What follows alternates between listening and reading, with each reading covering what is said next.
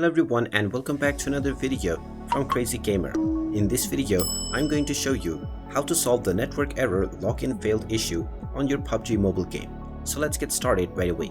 Now if you're trying to log into your account on the PUBG Mobile game, however you get an issue or an error message telling you that you are facing network error and login issues, then in order to solve this problem, the first thing that you will need to check is to make sure that you are connected to a stable Wi-Fi or data connection. So open up your phone Wi-Fi settings and make sure that you are connected to a high-speed and stable Wi-Fi or a data connection.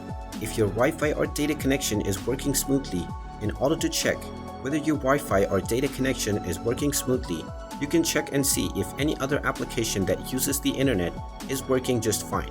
If this application is working correctly, then your internet is not to blame. So the only probable explanation if your internet is working properly is that the PUBG server is experiencing some error.